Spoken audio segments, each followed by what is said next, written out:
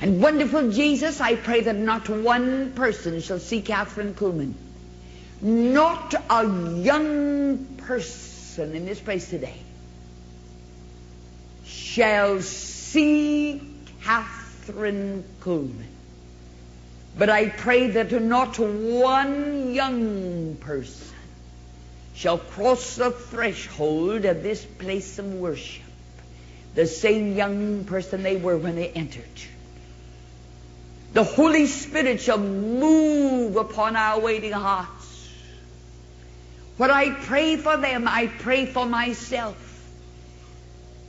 For no one in the whole world is as hungry for more than the one who is speaking this morning. If only these young people could know it. For just a few minutes as I bare my soul to them,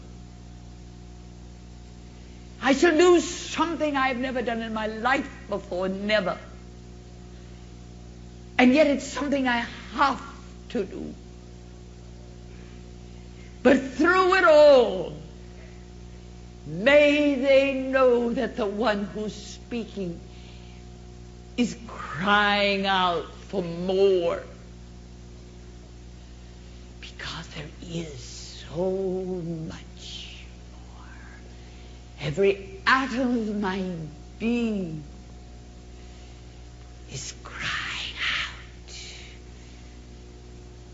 for more. So much more. It's a simple prayer, but you know my heart. I never plan too much in advance. And I'll just be very frank with you. I usually take one day at a time.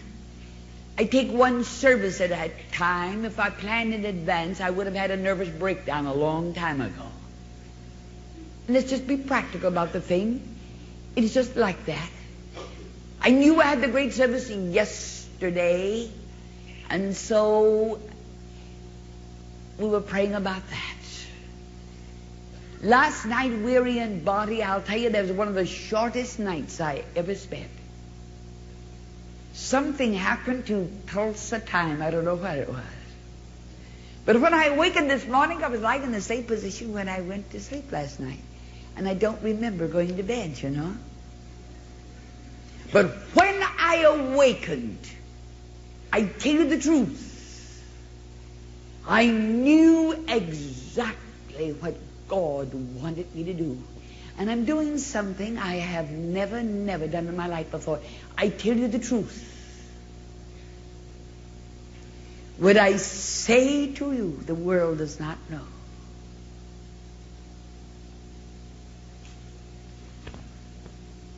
It is something that you don't talk about. It is something you don't tell the whole world. They wouldn't understand.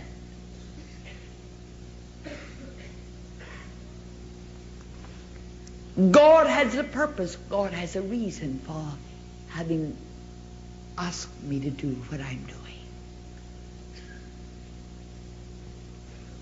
I'm going to tell you what Kathryn Kuhlman is really like. Every time somebody gets Dino off privately, one of the first things they'll ask is, what's Miss Kuhlman really like? Wherever they get my Maggie, I don't care where we are, anywhere in the nation, they'll get Maggie off and say, now Maggie, confidentially, what is Miss Kuhlman really like? When they get Dr. Metcalf off someplace privately, you know, probably inviting him for just a little luncheon or something, but they're really wanting to know just one thing. Dr. Metcalf, confidentially, what is Miss Kuhlman really like?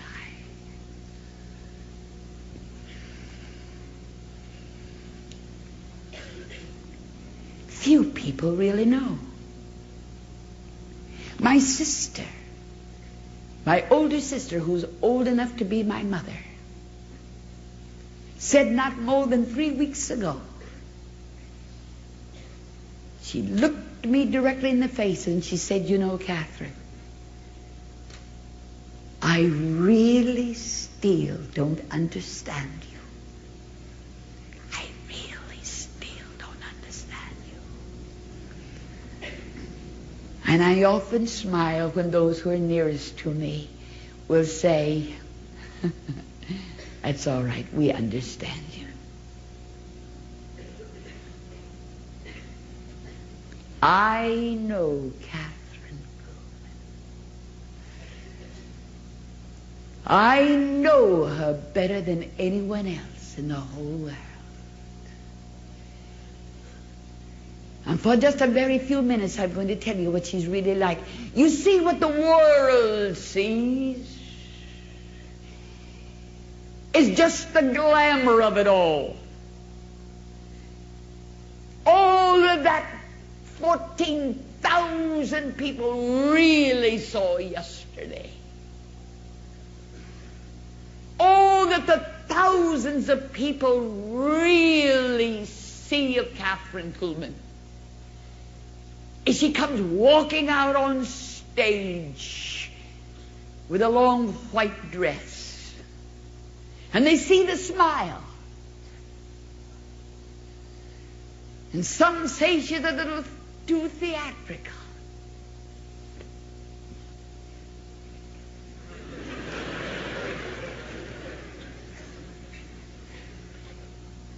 Somebody in the Shrine Auditorium who didn't know who my older sister was, and they were sitting directly behind her. They'd never been there before, and they said, "Don't you think she's a little theatrical?" And my older sister turned around and she said, "I want you to know, I've known her since she was born, and that's just Kathryn." And they see the glamour of everything, and they think it's wonderful. And they think it must be a thrilling life. Oh, it must be a glorious life. All you have to do is to get on a long white dress. All on earth that you have to do is to just stand up there and smile. All you have to do is to just do it. I was on a talk show the other day, Dallas, Texas, and I was being interviewed, and one of the questions was, "Miss Kuhlman, what would you say to a woman who would aspire to be a woman preacher?" You know what I said? I shocked the one